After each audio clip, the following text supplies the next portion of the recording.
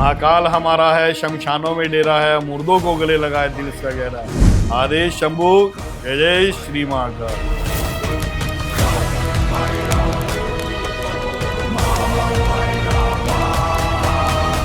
कभी आपकी जिंदगी में ऐसा अनुभव रहा है कि बतौर अघोरी आप भी डर गए? बाल अवस्था के अंदर में करीबन 14-15 साल का था, तो मैं एक स्थान पे गया था जो मैंने पिछले आपको ब्रॉडकास्ट में बताया, राजरप्पा। वो स्थान पहाड़ों में, छिन्नमस्तिके माता का स्थान। उस स्थान पर जहाँ पर आज भी बलियाँ लगती है, बलि लगती है बकरी की बाकायदा, और माता जी की जो तस्वीर है वो अपनी सहेलियों को अपने रक्त पिला रही है। मुझे वहाँ पर मैं जैसे ही खड़ा था तो वो जो नदी बह रही है तो किसी ने मुझे धक्का दिया और मैं नीचे गिर पड़ा, यानी नीचे जा रहा हूँ। तो मुझे डर लगा कि मैं तो गया, लेकिन पता नहीं किस अदृश्य शक्ति ने मुझे पकड़ के वापस ऊपर रख दिया।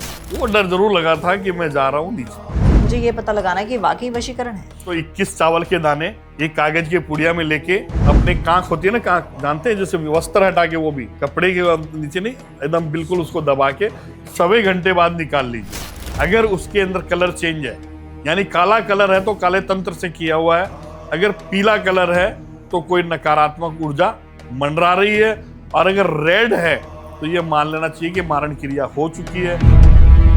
स्त्री अपने बाएं पैर की चप्पल के बराबर आटा तोलकर और उसकी रोटी बनाकर और कुछ अपने शरीर के पसीने की बूंद उस आटे में शामिल कर उसकी रोटी खिला दे पति को, तो 3rd पर्सन अपने आप दूर हो। तो संतान का गर्भ ठहराने के लिए आप खुद भी टोटका कर सकते हैं। इसके अंदर में आपको शमशान घाट के अंदर में अपने हस्बैंड को भेज दीजिए शनिवार के दिन। वहाँ पर कच्चे मिट्टी का बर्तन का, जैसे घड़े का कोई टुकड़ा है, वहीं पर हासिल करके, और जिसके संतान की उत्पत्ति नहीं है उसकी गारंटी देता हूँ संतान होगी तो होगी। 5 लौंग के दाने और 5 काली मिर्च के दाने और 1 फिटकरी, ये सारे को एक काले कपड़े में बांधकर अपने घर के मेन गेट की उसमें लगाइए। कोई भी नेगेटिविटी होगी वो अंदर प्रवेश नहीं हो। किसी के पास पैसा नहीं आ रहा, धन लाभ नहीं हो रहा, तो उसके लिए है कोई टोटका? बिल्कुल है।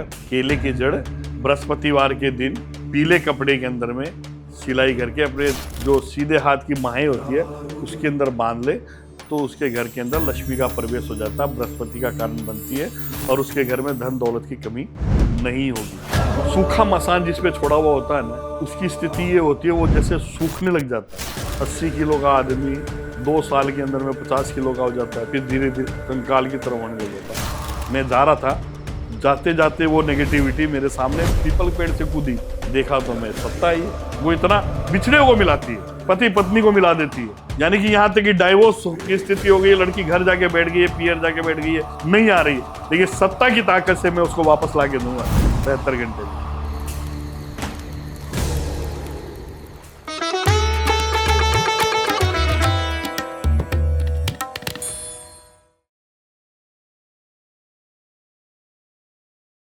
नमस्कार, कैसे हैं आप सब? मुझे पूरी उम्मीद है आप खैरियत से होंगे। एक बार फिर से बड़ा ही दिलचस्प एपिसोड लेकर आपके सामने हाजिर हूँ, और आज दिलचस्प इसलिए भी है क्योंकि कई सारे रहस्यों से पर्दा उठेगा, कई आपकी ऐसी मुश्किलें होंगी जिसका समाधान निकलेगा, और समाधान आज कोशिश करेंगे ऐसे शख्स से जानने की जिनको लेकर कई सारी धारणाएं होती हैं।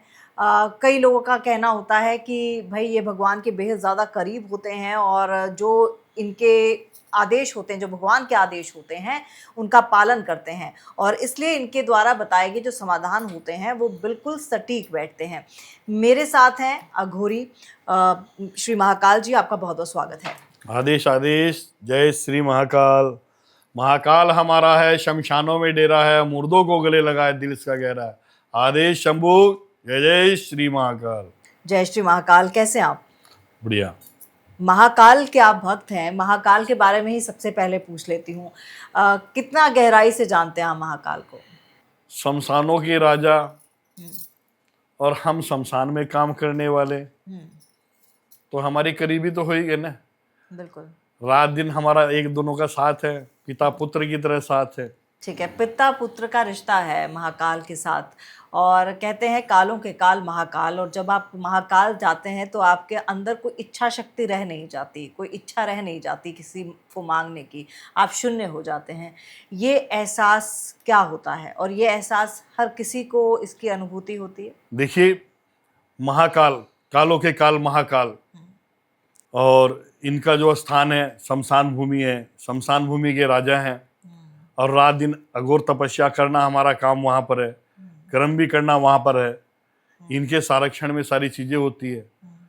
और इनके रक्षक इनकी कोतवाल जो काल भैरव जी है वो मेरे सबसे प्रिय हैं। उनके भी दर्शन हो जाते हैं, मेरे महाकाल के भी हो जाते हैं। महाकाल का आपको पता है गहराई का? नहीं पता। उज्जैन तो नाम सुना ही होगा आपने। महाकाल का जो जितना ऊपर है ना उतना ही नीचे भी है। और उसके नीचे जाकर एक मंदिर और है पाताल भैरवी का। अच्छा। जो हर इंसान को पता नहीं है, उन्हीं लोगों को पता है जो इसका गुप्त रहस्य जानते हैं, जो वहां पर गुप्त कार्य करते हैं। जैसे मान लो हमारे कोई अघोर क्रिया करनी हो या कोई काम ऐसा करना हो, वहां पर एक स्थान और भी है जहां पर तंत्र क्रिया चलती है, मेलड़ी माता का स्थान, शमशानों की महारानी। अच्छा, वो क्या करती हैं? उस स्थान पे तंत्र क्रिया होती है। वहां पर हर कोई नहीं जा सकता? नहीं जाइए, बिल्कुल, क्यों नहीं जा सकता। आप देखिए वहां पर तंत्र होता है कि नहीं होता है, देख लिए आप, कोई दिक्कत नहीं। सबसे खतरनाक तंत्र कहाँ होता है? शमशानों के अंदर, मसानों के अंदर में, गुफाओं में, खुले आसमान के नीचे। ऐसी जगह जब आप पहुंचेंगे ना तो आपको पता लगेगा। वीरान तो जगह होती है, पहाड़ी क्षेत्र होता है, जल का किनारा होता है। ऐसे स्थानों पर ये कार्य जल्दी से सिद्ध होते हैं और किए जाते हैं। कभी आपकी जिंदगी में ऐसा अनुभव रहा है कि बतौर अघोरी आप भी डर गए हों? डर तो शुरू से भी नहीं है, कहीं भी कैसे, न शमशान भूमि में है ना कहीं पर है। लेकिन किसी ऐसा कुछ हाँ, एक बार की बात वो जरूर बताऊंगा। हाँ जरूर। मैं अपने बाल अवस्था के अंदर में करीबन 14-15 साल का था, तो मैं एक स्थान पे गया था जो मैंने पिछले आपको ब्रॉडकास्ट में बताया, राजरप्पा। वो स्थान पहाड़ों में है, छिन्नमस्तिके माता का स्थान है। उस स्थान पर जहां पर आज भी बलियां लगती है, बलि लगती है बकरी की बाकायदा, और माता जी की जो तस्वीर है वो अपनी सहेलियों को अपने रक्त पिला रही है। मुझे वहां पर, मैं जैसे ही खड़ा था तो वो जो नदी बह रही है, तो किसी ने मुझे धक्का दिया और मैं नीचे गिर पड़ा, यानी नीचे जा रहा हूं। तो मुझे डर लगा कि मैं तो गया, लेकिन पता नहीं किस अदृश्य शक्ति ने मुझे पकड़ के वापस ऊपर रख दिया था। वो डर जरूर लगा था कि मैं जा रहा हूं नीचे। उसके अलावा कोई चीज से डर नहीं लगा मेरे को जीवन में। आप कब से इस क्षेत्र में हैं? बचपन से, शुरू से ही। मैं 8-9 साल का था तब से एक साधु की टोली के साथ लग गया था, फिर उनके साथ उनकी सेवा करने लग गया और उनके साथ रहने लग गया। पहले तो वहां पहुंचा अपने काशी विश्वनाथ मणिकरण घाट, फिर उसके बाद में एक गाजीपुर स्थान है, थोड़ी सी 200 वहां से करीबन 2-2.5 घंटे का रास्ता, वहां पहुंचा था। वहां पर भी एक अपनी बहुत बड़े अघोरी का स्थान है। फिर उसके बाद वहां से पहुंच गया था उज्जैन। उज्जैन के बाद जहां जहां फिर एक नदी का किनारा में गुजरात के अंदर में है, वहां नदी किनारे माँ काल भैरव का स्थान है, वो शमशान भूमि है। फिर उस वहां पर बहुत दिन रहा मैं। मेरे गुरुजी भी बने, वहां गुरुजी भी है, उस स्थान पे रहे। मेरे गुरुजी की जटाएं थी, वो करीबन 30 से 35 फीट जटा थी उनकी, और उन्होंने जटा की समाधि भी दी, खुद भी समाधि ली है। और मेरे गुरु के अभी गुरु पूनम गई है, 15 दिन बाद उनका भंडारा भी है अमावस्या के दिन। अमावस्या के दिन वहीं रहूंगा मैं, वहां जाऊंगा मैं। नदी का तो किनारा है, ताप्ती नदी का नाम सुना है? सूर्य देव की पुत्री ताप्ती है, ठीक है। और सूर्य देव की पत्नी है, उनका नाम छाया है। और उनके 2 बेटे हैं, एक का नाम शनि और एक का नाम यमराज। अच्छा, सूर्य पुत्र है ये। हाँ ठीक है। तो आज भी मतलब गुजरात के अंदर में चाहे रात को हो, ताप्ती नदी किनारे दह संस्कार हो जाता है, क्योंकि वहां सूर्य की पुत्री साक्षी है। इतनी रहस्यमयी जगहें हैं भारत में, कोई ऐसी जगह आपको पता है जहां जाने से आपके कार्य, आपकी मनोकामनाएं तमाम पूर्ण हो जाती हैं, बस वहां जाने की देरी है? बिल्कुल है। एक ऐसा स्थान है और गुप्त स्थान है। कहाँ? यहाँ की हर लोगों को इस चीज़ का पता नहीं है, समझिए मेरी बात। ये स्थान है अपने जयपुर से कुछ किलोमीटर की दूरी है। अच्छा। जयपुर में ही है, किनारे पे पड़ता है। बहुत शक्तिशाली स्थान है, शीला माता के नाम से। अच्छा। शीला माता का मंदिर है और पहाड़ों में है, नदी भी है, तालाब भी है और पहाड़ों पे चढ़ के जाना पड़ता है। अंदर जाके गुफा के अंदर में असली दर्शन तो देखो, असली सबको नहीं होते, लेकिन हाँ वो स्थान है। वहाँ पर आप शराब की बोतल लेके भी जानी पड़ती है, चढ़ती है, कोई दिक्कत नहीं है। और प्रसाद भी चढ़ता है। आजकल तो मतलब खाली उस टाइप से है, खुले रूप में नहीं चढ़ के वैसे चढ़ाया जाता है, लेकिन लगभग लगता है माता की। वो शीला माता का स्थान बहुत है और बहुत ही शक्तिशाली है। और उन्होंने खुद राजा जी ने लेके आए थे अपने, मान सिंह राजा जी का नाम सुना हो तो आपने, तो ये 3 देवताओं को वहां लेके आए थे। तीनों का वास चमत्कारी है और बढ़िया भी है। अच्छा, एक चीज़ बताइए, जो आप समस्याओं के निवारण बताते हैं जिन टोटकों से, वो ज्योतिषीय उपायों से कितने अलग होते हैं? बिल्कुल अलग होते हैं। ज्योतिषी जो उपाय बताएंगे वो ग्रहों का बताएंगे हाँ। कि ग्रह चाल के अनुसार भी कई प्रॉब्लम्स आ जाती हैं। जैसे आप जानते हैं इस बात को कि ग्रह कितने होते हैं? 9 ग्रह होते हैं, 12 राशि होती है। 12 से अगर 9 को गुना करते हो तो कितना बनता है? 108 की बनती है माला। हाँ। जिससे ग्रहों का समाधान होता है। तो वो ज्योतिष जो होते हैं वो ग्रह का बता देते हैं। हम भी पूरी रुचि रखते हैं इसमें, सारी चीज है, जानते भी है, हर चीज का ज्ञान है, ऐसी बात नहीं है। तो जो टोटके जो आपने बोल रहे हैं, जैसे मान लो कि कोई काली क्रिया की हुई है घर के अंदर में, कोई भी ऐसी चीज है, तो जैसे मान लो अपने आप को महसूस हो रहा है और घर में स्थिति कई प्रकार की क्लेश कल्पना हो रही है, तो शनिवार के दिन 5 काली मिर्च के दाने और अपने घर के बाएं साइड के अंदर में एक दीपक ले लीजिए मिट्टी का, उसमें रखकर उस पर कपूर की टिक्की जला दीजिए। जो भी नकारात्मक चीजें दूर हो जाएगी और घर में सुख शांति आ जाएगी। ये तो ज्योतिषी उपाय भी बताते हैं ना? बताते हैं। हाँ। ज्योतिषी कई ग्रह का उपाय भी बता देते हैं। हाँ। और जैसे हमारे जैसे ज्योतिषी हमारे टच में भी तो रहते हैं, तो हम भी उनको जो टोटका बताते हैं वो भी उनके थ्रू भी पहुंच जाता है। कैसे न कैसे पहुंचे, समाधान तो पहुंचता ही है। तो आपको कैसे पता चलता है? अब क्योंकि हम ज्योतिषियों के पास जाएंगे तो वो ग्रहों को देख के बताएंगे, कुंडली देखेंगे, आपका सब चीजें देखेंगे और बताएंगे कि भाई ये दशा चल रही है ना? आपके पास जाएंगे तो आप बोलेंगे कि भाई आपका तो, आप पे तो काला जादू, खुशबू बता देती है, टोटका कर रखा है। खुशबू बता देती है। अच्छा। आज से सैकड़ों साल पहले, 500 साल पहले डॉक्टर का नाम सुना था आपने? नहीं। होते थे क्या? वैद्य तो थे। तो वैद्य भी से भी पहले कौन इलाज करता था और बीमारी का पता कौन लगाता था? कौन लगाता था? ज्योतिष लगाता था। अच्छा। कुंडली के 12 खांचे हैं, कौन सी तकलीफ है मुंह पे बोल देते थे। फिर उसके बाद उस चीज का इलाज जो उसके द्वारा होता था, वैद्य के द्वारा। बीमारी का पता सारा उसी से लगता था। उसी प्रकार कोई अघोरी या ओगरनाथ होगा तो उसको खुशबू आ जाती है उस चीज की, काले तंत्र की आ जाती है, किए कराए की आ जाती है, नकारात्मक ऊर्जा की आ जाती है। कोई भी चीज है, कोई भी ऐसी चीज है आपके साथ होगी तो मुझे तुरंत पता लग जाएगा कि आपके साथ ये चीज है। अगर उसका जब तक समाधान नहीं करेंगे तो आप तकलीफ पाते रहेंगे। समाधान कर लेंगे तो जीवन के अंदर उस चीज से छुटकारा भी मिल जाएगा। वशीकरण होता है? होता है। कैसे हो सकता है? मतलब वशीकरण करने के लिए ऐसा तो नहीं हो सकता कि आप बैठे बैठाए वशीकरण कर लें? बिल्कुल नहीं कर सकते। कैसे वशीकरण होता है और वशीकरण सही चीज है या गलत? देखिए, स्वार्थ नहीं होना चाहिए। हाँ। स्वार्थ नहीं होना चाहिए, गलत भावना नहीं होनी चाहिए। वशीकरण कामयाब है।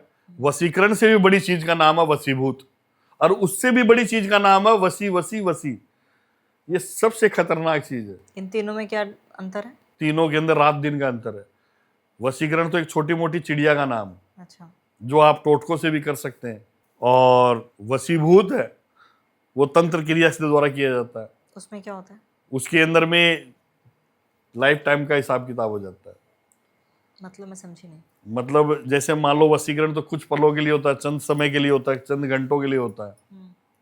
और वशीभूत जो होता है लाइफ टाइम के लिए होता है। जैसे शादी नहीं हो रही है, शादी के लिए उसके परिवार के नहीं मान रहे हैं, तो परिवार को मिलाने के लिए वशीभूत होता है। अच्छा। पति पत्नी को मिलाने में वशीभूत होता है। समझ गए? ठीक है। वशीकरण तो एक आकर्षण विधि का नाम है। जैसे मान लो आज डॉक्टर भी है, जैसे मान लो वो भी इस चीज को मतलब एक शख्स के सामने बैठकर उसको वश में, यानी उससे पता लगाते हैं उसके माइंड में क्या चल रहा है क्या नहीं चल रहा, वो भी एक प्रतिक्रिया होती है। उसी प्रकार ये भी चीज है। और वशी वशी वशी ये तो सबसे खतरनाक है। इसके अंदर में हर चीज का प्रयोग लेना पड़ता है। इसके अंदर में हमें कच्चे कड़वे का भी प्रयोग लेना पड़ता है, लब्धुनाथ का भी प्रयोग लेना पड़ता है। ये एक महान शक्तियां हैं। इसमें बड़ी बड़ी शक्तियां शामिल होती है। जो नहीं होने वाली चीज है उसको करके दिया जाता है। इसके अंदर में उल्लू की विधि से होता है। और ये यहाँ से बैठे इंडिया से बाहर का भी काम कर देती है। बाकी छोटे मोटे वशीकरण से यहाँ से बैठे इंडिया से बाहर का काम नहीं कर सकते। ज्यादा से ज्यादा 10 किलोमीटर के दायरे का काम कर सकते। और वशीभूत है वो मान लो कि सैकड़ों किलोमीटर में काम करते हैं। लेकिन वशी वशी वशी जो चीज है वो 7 समुंदर पार भी अपना कार्य करती है। ठीक है, अगर 7 समुंदर पार मुझे कराना है तो मुझे कुछ तो चाहिए होगा, उस शख्स का तस्वीर चाहिए। नाम और फोटो, नाम फोटो जाति और स्थान, इससे सब कुछ आ जाता है सामने। बाप रे। लेकिन कोई भी अगर वशीकरण करेगा तो अपने स्वार्थ के लिए ही ना, चाहे उस स्वार्थ के पीछे अच्छाई हो या बुराई हो। ये पहचान तो हमारी है ना कि कौन क्या कर रहा है। ऐसे तो बैंक के मैनेजर का भी करवाने आ जाएगा, वो सारे नोट हासिल कर लेगा। ऐसा नहीं होता। और हम भी कोई गलत कार्य नहीं करेंगे तो हमारी शक्ति क्षीण हो जाएगी। देखते हैं, सोचते हैं, समझते हैं, उसके बाद करते हैं। ऐसे नहीं होता वशीकरण। गलत के साथ गलत किया जा सकता है। कोई आता बोलता है गुरुजी मारण क्रिया करनी है, तो मारण क्रिया ही सब कुछ थोड़ी है। मारण क्रिया से भी बड़ी चीज है तड़फाना। ऐसे तड़फाना कि आदमी अपने मौत को भी मांगने लग जाए, वो तो मारण क्रिया से भी बड़ी चीज का नाम। अच्छा, बलि क्यों दी जाती है और क्या बलि देना अच्छी चीज है, सही चीज है? बलि सदियों से लगती आई है और अभी भी लग रही है। हाँ। लेकिन बलि किस चीज की लग रही है, किस रूप में लग रही है, सोचने वाला सवाल ये है। बताइए। बलि मैं भी बकरे की लगाता हूं, लेकिन मैं क्या करता हूं पता है आपको? बकरे को बाकायदा मंत्रोच्चारण करके उसके कान के अंदर में छेद करके एक तांबे की रिंग डाल देता हूं। अच्छा। वो बलि का स्वरूप। नारियल को भी बलि के रूप में काम में लेता हूं। तो बलि है। नहीं तो जीवों को मारा भी तो जाता है, जीवों को मारा नहीं जाता। जीव हत्या करना गलत है। गलत है तो ये बलि तो गलत। चढ़ाई जाती है। तो बलि लग गई ना, हमने बलि लगा दी। जो बलि लग गई, जो लग गई वो बलि है। और जीव हत्या करके उसको खाने वाले आदमी होते हैं, वो अलग चीज का नाम है। वो तो जान करके कर रहे हैं, वो बलि थोड़ी लगा रहे हैं। वो बलि नहीं। वो तो अपना स्वार्थ पूरा कर रहे हैं। बलि अलग चीज का नाम है। अब नारियल की बलि लगती है, नारियल तोड़ते हैं, वो बलि है। अच्छा। वो स्वरूप है। क्या है नारियल? किस चीज का स्वरूप है? शिव पार्वती का पुत्र, जो महल से शिव हाँ। पार्वती ने बनाया था ना, तो अपने महल के आगे सुरक्षा के लिए उसको खड़ा किया था। शिव जी को अंदर जाने नहीं दिया। शिव जी ने त्रिशूल लगाई और वो गर्दन कट के चली गई। अब हंगामा मच गया, पार्वती ने हंगामा कर दिया, जीवित करो। तो अब वो गर्दन तो जुड़ नहीं सकती। तो उन्होंने कहा कि जंगल में जाओ, जो भी मिल जाए, जिसकी माँ अपने बच्चे को ऊंट फेर के सो रही है, उसकी गर्दन लानी है। तो ये हाथी का बच्चा था, उसकी गर्दन लगाई गई। और जो गर्दन कट के गिरी थी वही नारियल का पेड़ है। अच्छा, तो वो बलि दी जाती है। उसमें आंख और नाक सब है। हाँ। है ना गहराई? अच्छा, टोटकों की आप बात कर रहे हैं। अगर किसी पर वशीकरण है या वशीभूत है तो कैसे पता लगाए कि हाँ, ये अगर मेरे घर में कुछ प्रॉब्लम्स आ रही हैं तो वो वशीकरण की वजह से आ रही हैं? वो कैसे पता लगेगा? इससे पहले कि मैं टोटका करूं, मुझे ये पता लगाना है कि वाकई वशीकरण है। देखिए, अगर इंसान को अपने ऊपर पता करना है कि भाई मेरे ऊपर कोई चीज है, तब तो 21 चावल के दाने एक कागज के पुड़िया में लेके, अपने कांख होती है ना, कांख जानते हैं, जैसे वस्त्र हटा के, वो भी कपड़े के नीचे नहीं, एकदम बिल्कुल उसको दबा के सवे घंटे बाद निकाल लीजिए। अगर उसके अंदर कलर चेंज है, यानी काला कलर है तो काले तंत्र से किया हुआ है, अगर पीला कलर है तो कोई नकारात्मक ऊर्जा मंडरा रही है, और अगर रेड है तो ये मान लेना चाहिए कि मारण क्रिया हो चुकी है, अगर व्हाइट है तो ये मान लेना चाहिए कोई नेगेटिविटी नहीं है। अगर किसी के घर में बहुत सारे कलेश हैं और कोई अपने स्वार्थ की बात नहीं कर रहा है, लेकिन हाँ किसी का पति या पत्नी उसके साथ नहीं रहना चाहती किसी वजह से, किसी तीसरे की वजह से, तो क्या उपाय है, क्या टोटका है? देखिए, कई बार क्या कहता है, हंसते खेलते परिवार के अंदर में एक तूफान सा आ जाता है, पति पत्नी के बीच में दूरियां बनने लग जाती है, जबकि संतान भी है उनके, हाँ। फिर भी ऐसा हो जाता है। क्यों होता है, किस लिए होता है? तो मैं आपको ये घटना बताता हूँ आपको।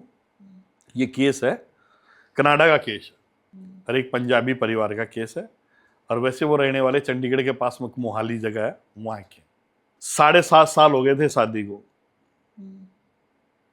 अच्छा परिवार है, अच्छे मतलब रिच फैमिली, यानी कि पढ़ी लिखी भी है प्लस पैसे वाली भी है।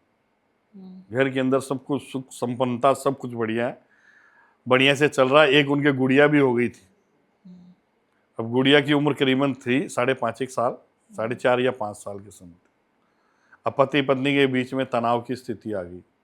पति टाइम की जगह बेटाइम आने लग गया, जब भी आता झल्ला के बोलता, कलेश करता, एक दूसरे से विमुख होकर सोने लग गए।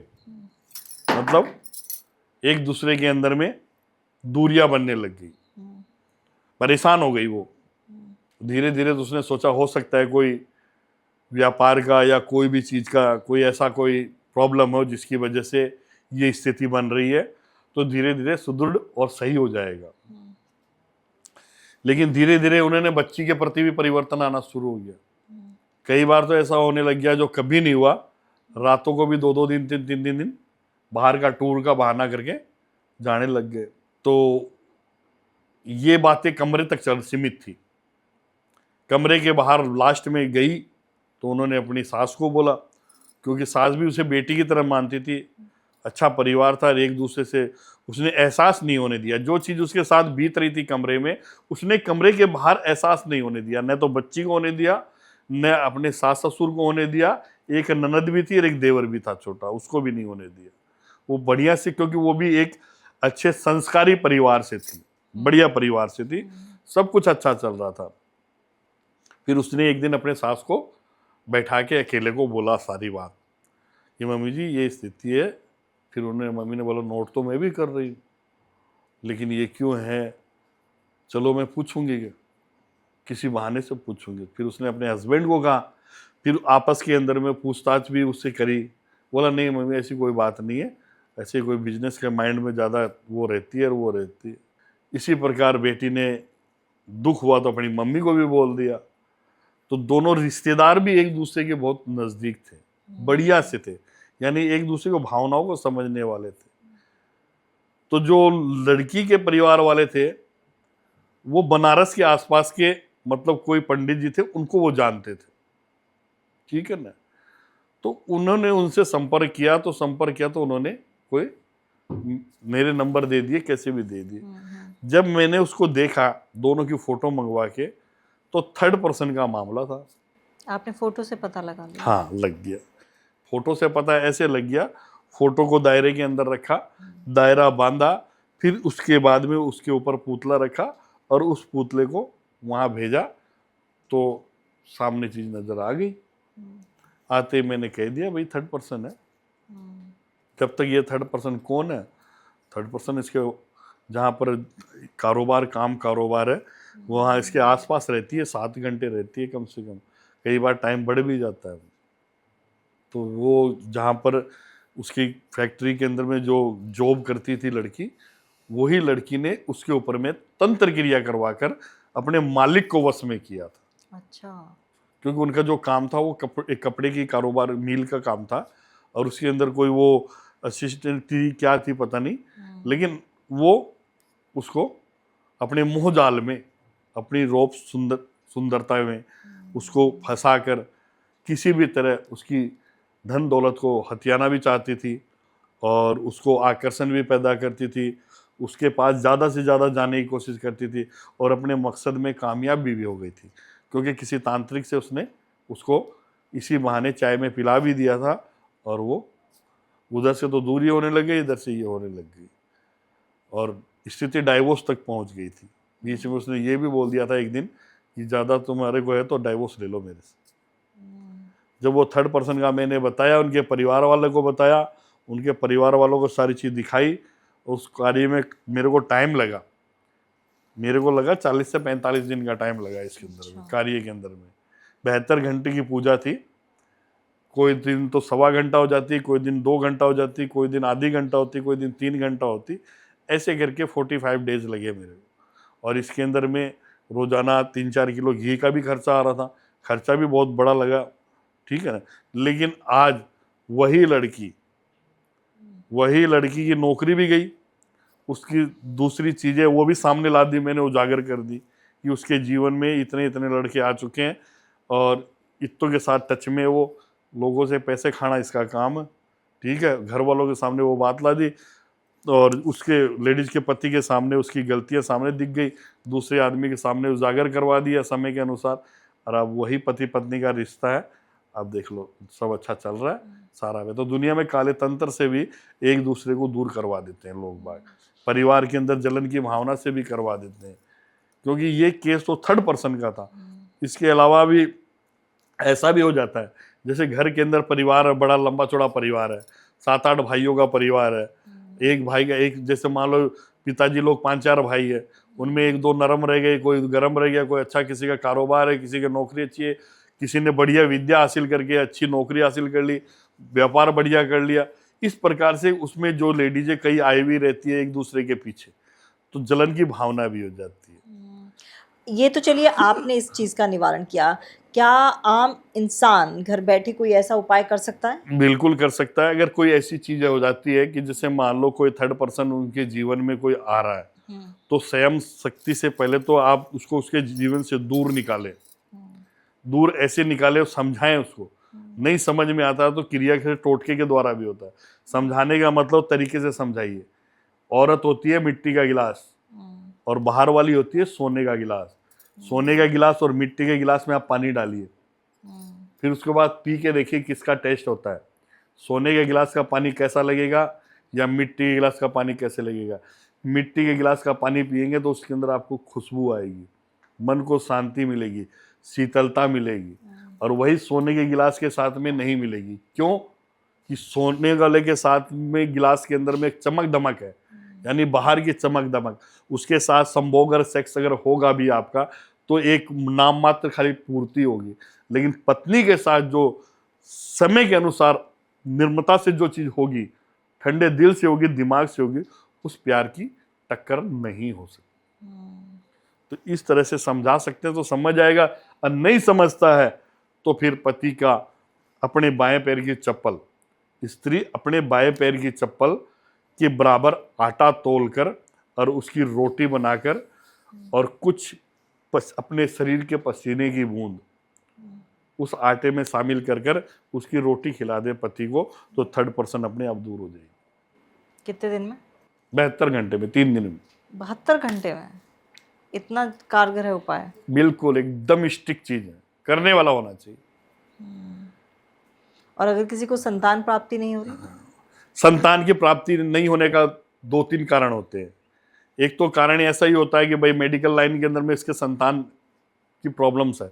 एक होता है कि मान लो गर्भाशय के अंदर में अगर मोटी चर्बी की परत चढ़ गई है तो भी संतान उत्पत्ति में दिक्कत आती है। और कई बार क्या होता है कि गर्भ लगता है, 10 दिन 15 दिन चढ़ जाता है, फिर वो नष्ट हो जाता है। उसे कहते हैं कोक बंधन।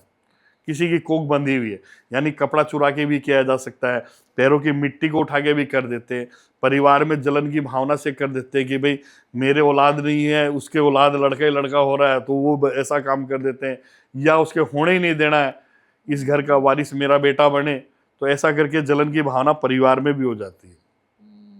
तो ऐसा काम हो जाते हैं। जो अपनी कोक है, मान लो चूहा है, चूहा अगर पिंजरे में रहेगा तो सुरक्षित रहेगा।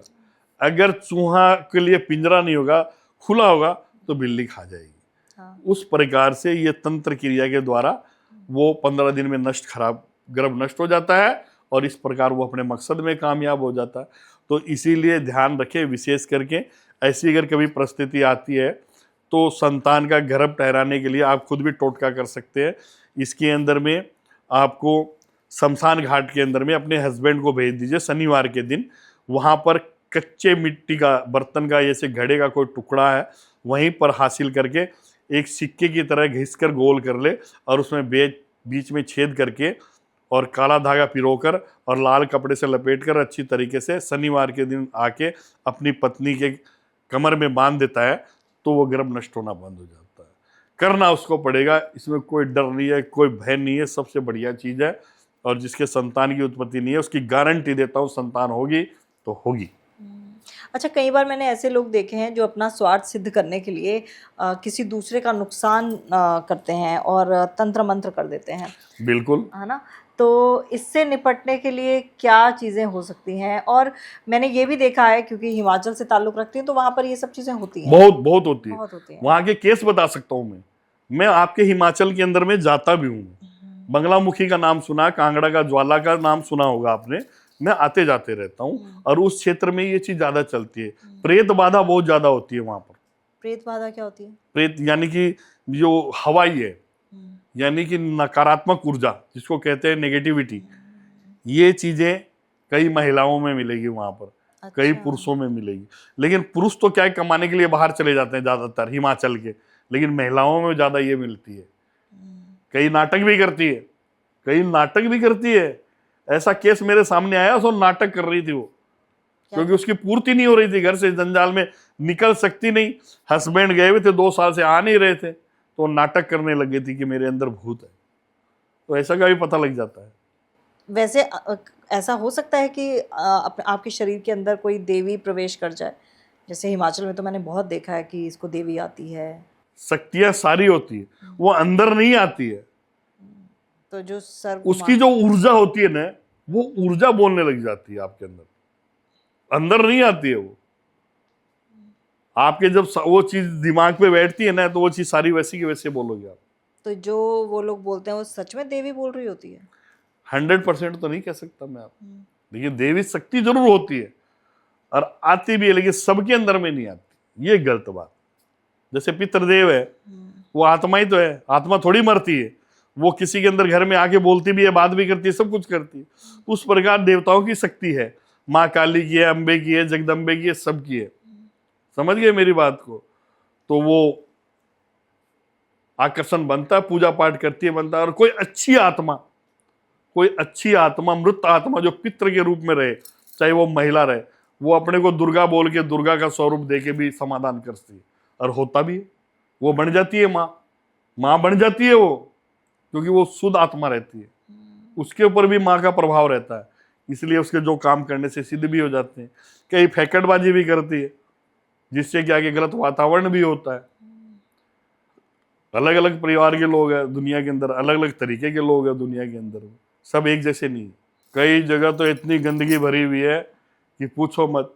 कई जगह पत्नी अपने पति का भी वशीकरण कराती है दूर करने के लिए, पास लाने के लिए। कहीं माँ अपनी बेटी का कराती है कि दूसरे से पीछा छुड़ाने के लिए, वशीभूत कराती है। सब कुछ है दुनिया में, सब कुछ चलता है। अब मान लो बेटी, कई रूढ़वादी विचार के लोग हैं,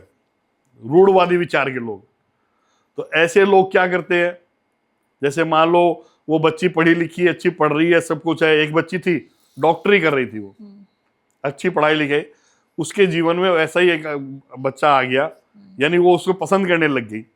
तो एक दूसरे के अंदर में प्यार की सी स्थिति हो गई थी और एक दूसरे को आकर्षित भी कर लिया। उन्होंने एक दूसरे से मिलने भी लग गए थे, बातचीत करने लग गए थे।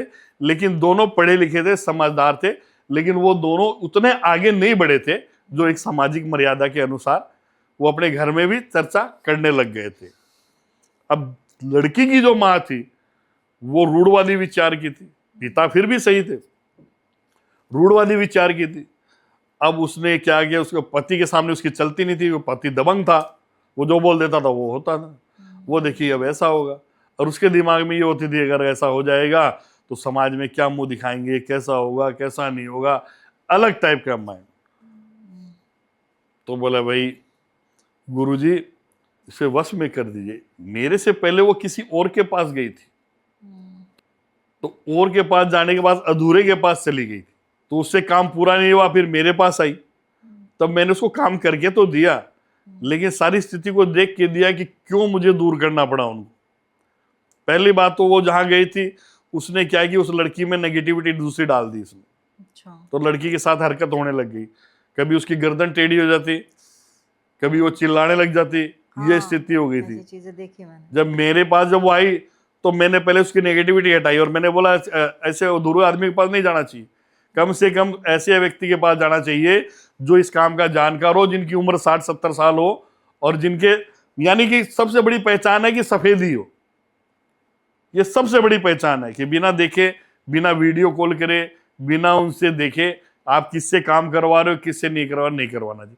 तो वो नेगेटिविटी जब मैंने हटाई तो उसको मैंने देखा कि एक सूक्ष्म जाति का कोई भी व्यक्ति है जिसके पास वो गई थी और उसने उसके साथ नेगेटिविटी छोड़ दी, और मतलब काले मुर्गे की बलि लगा के ऐसे करके कुछ पैसा भी ले लिया था और काम भी अधूरा हो गया था, और वो पागल की तरह रहने भी लग गई थी।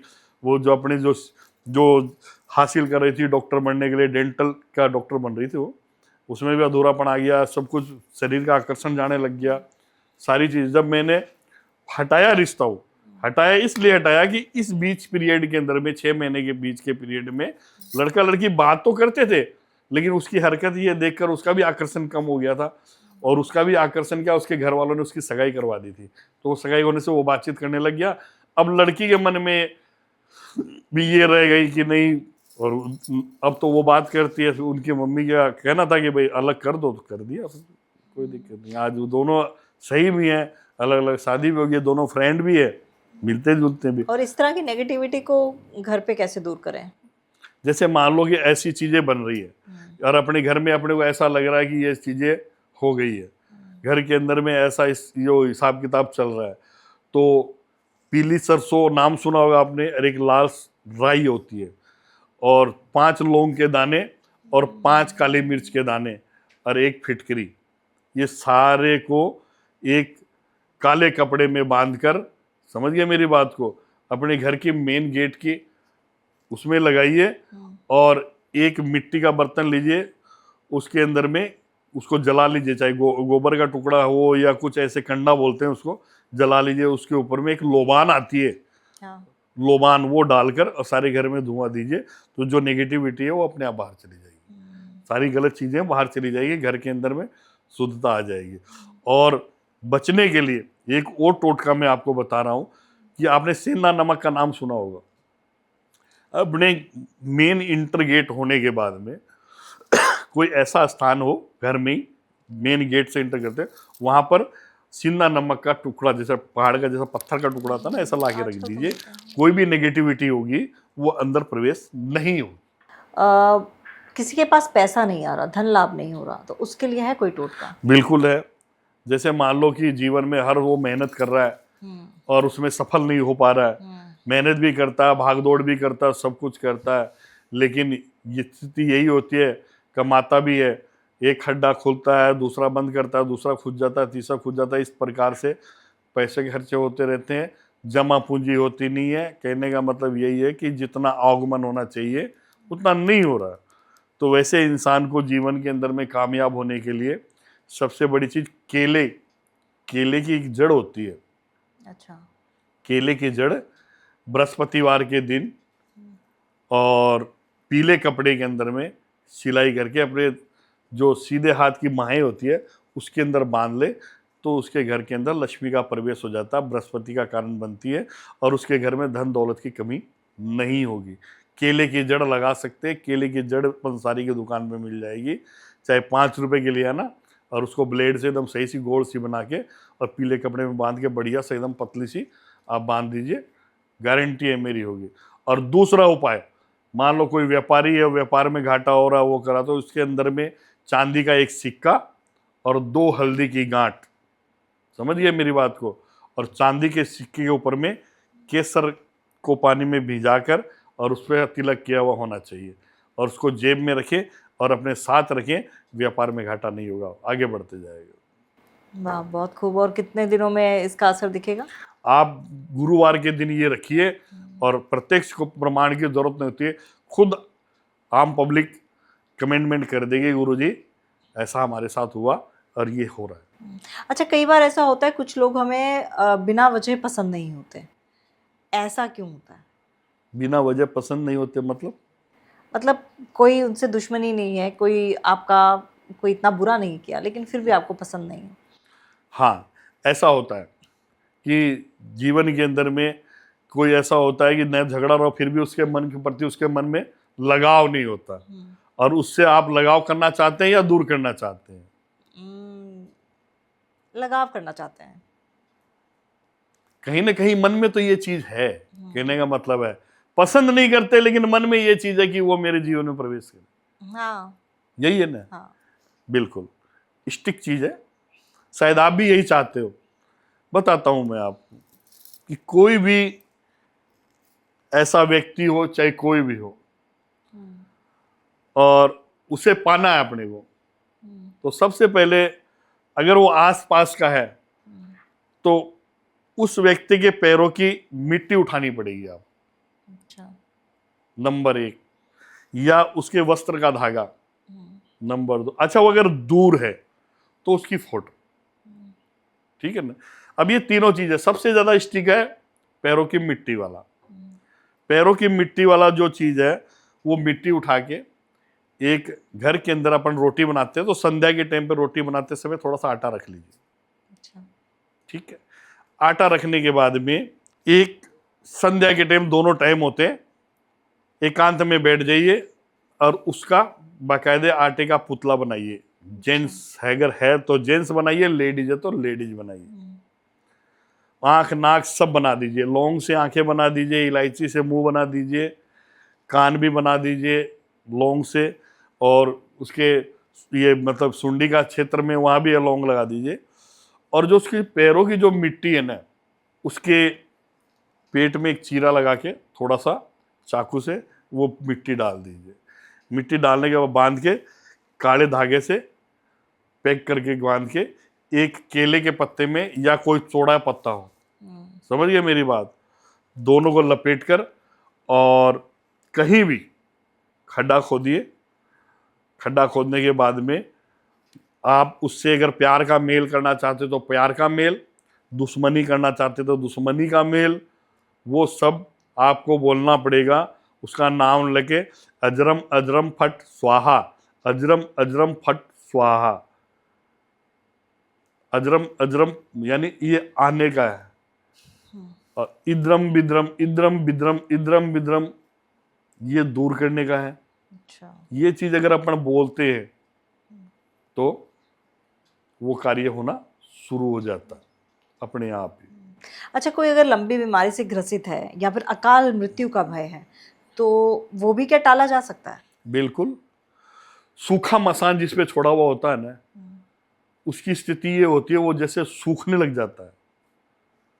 80 किलो का आदमी 2 साल के अंदर में 50 किलो का हो जाता है, फिर धीरे धीरे कंकाल की तरह होने लग जाता है। उस पर सूखा मसान चलाया हुआ होता है। या तो किसी अघोरी अघोरनाथ से मिलिए, या अगर स्वयं आप साधन करना चाहते हैं तो उसके उतारे लगते हैं। अच्छा। सूखे मसान के उतारे लगते हैं तो उसके उतारे दीजिए, 2-3 उतारे में फर्क आना शुरू हो जाएगा। 7 तरह की मिठाई एक कच्चे मिट्टी के बर्तन में, उसके ऊपर से उसार के, जो आदमी बीमार है, और शमशान घाट के बाहर एक चौकी बनी हुई होती है जिसमें मुर्दे को रखते हैं, उसके सर, जहाँ पर सर होता है उस जगह पे रख के आ जाइए। अच्छा। तो जो प्रतिक्रिया उस पर चली हुई सूखे मसान वाली, वो प्रतिक्रिया उतर कर वापस उधर जाने लग जाएगी, तो वो स्वस्थ हो जाएगा, कोई दिक्कत नहीं रहेगी, और अकाल मृत्यु का भय भी खत्म, भय खत्म हो जाएगा। ये टोटके गारंटेड होते हैं या कई लोगों पर काम करते हैं और कईयों पे नहीं? देखिए, हर चीज समय पर निर्धारित होती है। एक समय तो ऐसा होता है कि इंसान कंकर बीनता है, मोती पैदा होता है, और एक समय मोती बीनते हुए भी कंकर मिलता है। समय समय की बात। तो हर चीज का एक टाइम पीरियड होता है।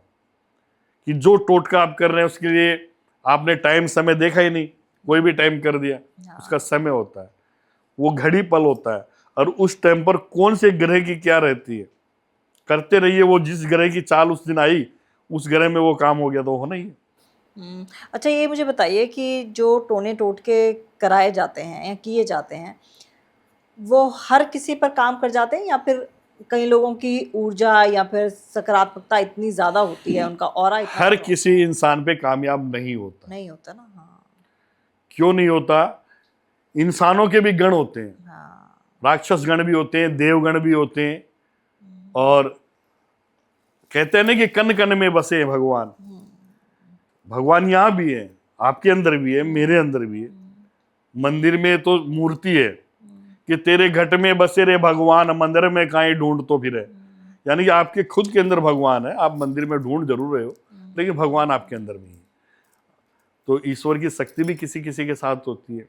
मान लो आपने छोटी मोटी कोई फिल्म देखी होगी, कोई नेगेटिविटी आ रही है और उसके घर हाथ में ताबीज है, तो उसका कुछ भी नहीं बिगाड़ सकती, वो दूर ही हो जाती, खुद ही दूर हो जाती। अच्छा, मुझे पता नहीं, मैंने तो कभी आज तक ना गई हूँ किसी तांत्रिक के पास, ना मैंने कभी किसी को दिखाया, लेकिन मुझे खुद को ऐसा एहसास होता है कि शायद हो सकता है मैं गलत हूँ, कि मुझे ऐसा लगता है कि मेरे पे नहीं हो सकता। गण आपके पक्के हैं। आप ये बोल रहे हैं ना कि गण पक्का आपका, कच्चा नहीं है। आप पे क्या नहीं हो सकता? नेगेटिविटी आपके साथ नहीं हो सकती, हाँ, मुझे ऐसा या कोई तंत्र क्रिया नहीं हो सकती। मुझे ऐसा लगता है कि नहीं हो सकती। देखिए, नेगेटिविटी आपके साथ नहीं हो सकती, लेकिन तंत्र क्रिया आपके ऊपर हो सकती है। इन दोनों में क्या फर्क है? इन दोनों में नेगेटिविटी जो होती है वो तो होती है कि परछाई, आत्माएं, जिसे अपन कोई भी रूप में प्रेत बोल दें, भूत बोल दें, या डाकनी बोल दें, साकनी बोल दें, कुछ भी बोल दें आप, जो जो नाम सुने आपने, बाकी नाम तो इतने हैं कि पूछो मत। ठीक है। बहुत सी चीजें हैं दुनिया में। ताकत है, एक मेरे पास ताकत है, सत्ता की ताकत। सत्ता किसको कहते हैं पता है आपको? हाँ। वो बिछड़ों को मिला देती है, बिछड़े हुए प्यार को मिला देती है, बिछड़े हुए पति पत्नी को मिला देती है, बिछड़े हुए परिवार को मिला देती है, माँ बेटे को मिला देती है। सत्ता किसको कहते हैं मैं आपको बताता हूं। क्या प्यार औरत और आदमी में ही होता है? नहीं। प्यार कितने तरह का है? प्यार का रंग क्या है? नहीं मालूम? सब कुछ मालूम है। गहराई से सोचो आप। प्यार माँ बेटे का भी होता है, हाँ। प्यार भाई बहन का भी होता है, प्यार बाप बेटी का भी होता है, पति पत्नी का भी होता है, प्रेमी प्रेमिका का भी होता है। ठीक है। लड़की लड़की का भी प्यार होता है, और लड़के लड़के का भी प्यार होता है। वो जो लड़के लड़के का प्यार था वो सत्ता, अच्छा। और एक सत्ता वो भी होता है जो पत्नी के साथ। तो जो पत्नी के साथ वाला सत्ता है मेरे पास, उसकी ताकत है। यानी उसकी पत्नी खत्म हो गई थी, तो वो अपनी पत्नी से इतना प्यार करता था कि अपनी पत्नी को गोद में रखकर खुद अग्नि के समर्पित हो गया था। तो उसकी जो आत्मा है वो मैंने कैद कर रखी है, वो मैंने रख रखी है, जो बिछड़े हुए प्यार को मिलाती है, पति पत्नी के रिश्ते को टूटे हुए को बढ़ा देती है। वो सबसे बड़ी ताकत है। वो आपके पास? ये मुझे कहाँ हासिल हुई है? मुझे वही राजस्थान के अंदर में एक क्षेत्र है, बीकानेर रोड पर, राजल देसर से थोड़ी सी आगे चलकर एक गांव है, वहां से हासिल हुई। अच्छा। मैं जा रहा था, जाते जाते वो नेगेटिविटी मेरे सामने पीपल पेड़ से कूदी, देखा तो मैं सत्ता ही है। वो ताकत बहुत काम करती है। वो इतना बिछड़े को मिलाती है, पति पत्नी को मिला देती है। यानी कि यहां तक कि डाइवोर्स की स्थिति हो गई, लड़की घर जाके बैठ गई है, पियर जाके बैठ गई है, नहीं आ रही है, लेकिन सत्ता की ताकत से मैं उसको वापस ला के दूंगा 72 घंटे में। बिछड़े हुए प्यार को, जैसे मान लो लड़की ने लड़के को ब्लॉक कर दिया, 72 घंटे में ला के दूंगा, उस ताकत की वजह से। बहुत बड़ी ताकत है, हर किसी के पास नहीं होती है वो चीज। ये जैसे आत्मा को अपन सिद्ध करते हैं, उस प्रकार भी वो चीज ही है, लेकिन वो क्या चीज है ये जब अपने पास आ जाती है तभी पता लगता है कि एक आम साधारण इंसान की वो आत्मा है, या किसी राक्षस रूपी इंसान की आत्मा है, या कोई ऐसा इंसान है जो देव रूपी हो, जो दुनिया समाज का भला चाहता हो। अच्छा, ऐसा भी हो सकता है क्या कि अगर कोई चीज़ या कोई आत्मा मुझे नहीं दिख रही लेकिन मेरे साथ वालों को दिख रही है, बिल्कुल है। तो मुझे क्यों नहीं दिख रही? आपके गण पक्के हैं इसलिए नहीं दिख रही। आप आपके सामने होगी तो भी नहीं दिखेगी अब, और आपके साथ में कोई उसको दिख जाएगी। गण पक्के हैं मतलब भगवान मेरे साथ हैं। देखिए, मैं आपको थोड़े सरल तरीके में समझा देता हूँ। इंसान का जन्म होता है ना, वो एक पल होता है, टाइम होता है। उस टाइम की वैल्यू करती है, किस टाइम में आपका जन्म हुआ। गण के साथ में अच्छा। वर्ग भी होता है एक। अच्छा। बहुत काम आएगी ये बातें, आप आम जनता को भी आ रही है समझ में। गण और वर्ग भी होता है, और वर्ण भी होता है। वर्ग तो कहते हैं किसको, जैसे मान लो आपका जन्म का टाइम, आपका वर्ग पड़ गया चूहा, और जिससे शादी हुई है उसका वर्ग पड़ गया सांप, तो रोजाना कुत्ते बिल्ली की तरह लड़ते रहोगे आप। आपका झपट्टा मारेगा, डेली मारेगा वो आप। अच्छा। मान लो आपका भी शेर हो गया और उसका भी वर्ग शेर हो गया, तो दोनों के बराबर। एक दूसरे से दबोगे नहीं। यानी चूहा बिल्ली हो जाए तो वो खराब, सांप मेंढक हो जाए तो खराब। ये वर्ग होते हैं। और उसी प्रकार होते हैं आपके गण। तो गण में देवता गण, राक्षस गण, कच्चा गण, पक्का गण। पक्का गण क्या हुआ फिर? राक्षस गण होते हैं तो वो आदमी राक्षस प्रवृत्ति का होता है, वो आके बदमाशी भी करेगा, जीवन में तामसिक भोग भी लगाएगा। देवगण होंगे ना तो वो दुनिया का भला करेगा, अच्छा इंसान होगा, सब कुछ होगा। कच्चा गण जिसका होगा उसको छोटे मोटे नजर भी लग जाएगी बचपन में, कहीं चौराहे से कोई चीज लगी है वो भी लग जाएगी उसको, और उसको कोई आत्माएं हैं वो भी दिखाई देगी। समझ गए मेरी बात को। पक्का गण यानी पक्का गण है। पक्का गण जिसको होता है उसको चीजें दिखाई दे भी रही है तो भी उसका कुछ नहीं बिगाड़ेगी। वो शमशान में चला भी जाए तो उसका कुछ नहीं बिगड़ेगा, चाहे वो मुर्दे के पास बैठ के रोटी खा ले तो भी कुछ नहीं होगा उससे। ठीक, आज ये नई बात सीखने को मिली, क्योंकि मुझे अपने आप में ऐसा लगता था कि शायद मेरे को यही भावना आती है कि मेरा कोई कुछ नहीं बिगाड़ सकता। आप हो सकता है। देखिए, जिसका महाकाल है ना, हाँ, उसका वाक्य में कोई कुछ नहीं बिगाड़ बिगाड़ सकता। सकता, बिल्कुल। आप महाकाल यानी कहते हैं कि अकाल मृत्यु। अकाल मृत्यु क्या करे, यानी जब आपका महाकाल के भक्त हो तो अकाल मृत्यु भी आपसे दूर हो जाती है। बिल्कुल, बिल्कुल। बहुत अच्छा लगा हमेशा की तरह आपसे बात करके, और बहुत कुछ आज भी सीखने को मिला। तो मुझे पूरी उम्मीद है कि आपने भी बहुत कुछ नया जाना होगा, और अगर आपकी भी लाइफ में कुछ प्रॉब्लम चल रही है, कोई भी दिक्कत है, उसका समाधान नहीं मिल रहा, बीमारी है, तो आप पहले डॉक्टर के पास जाएँ। अगर आपको लग रहा है कि डॉक्टर से ये सॉल्यूशन नहीं मिल रहा है, या फिर आपके घर में पैसा नहीं टिक रहा है, आपके घर में जो हस्बैंड वाइफ के झगड़े हैं वो बढ़ते जा रहे हैं, कहीं न कहीं कुछ ना कुछ तो गड़बड़ है, तो मुझे लगता है कि डिस्क्रिप्शन बॉक्स पे एक बार जाके आप नंबर देख लीजिए, कॉन्टैक्ट कीजिए इनसे। और 72 घंटों का चैलेंज इनके पास है कि 72 घंटों में चीज़ें सॉल्व हो जाती हैं। करके देखिए, हो सकता है कि आपकी लाइफ में थोड़ा-सा उद्धार हो। और हम लोग तांत्रिक या फिर अघोरियों को कुछ अलग नज़र से देखते हैं, लेकिन सच बात तो ये है कि ये भी हमारी तरह, आपकी तरह इंसान होते हैं। इनकी विद्याएँ अलग होती हैं। ये हमारी तरह आम जीवन यापन नहीं करते हैं अघोरी। इनका घर बाहर कहीं दूर होता है, और शायद ये लोग रिवील भी नहीं करते हैं, ये लोग बताते भी नहीं हैं कि कहाँ रहते हैं। तो डरने की कोई ज़रूरत नहीं है। जैसा कि कहते हैं ना कि आप मुर्दों से ना डरो, आप जीवित इंसानों से डरो। तो मुझे लगता है कि इंसान इंसान के काम आता है, और ये लोग भी एक समाज सेवा का काम कर रहे हैं। तो आप डिस्क्रिप्शन बॉक्स में जाकर कॉन्टैक्ट नंबर ले सकते हैं। कोई भी दिक्कत है, परेशानी है तो आप पूछ सकते हैं।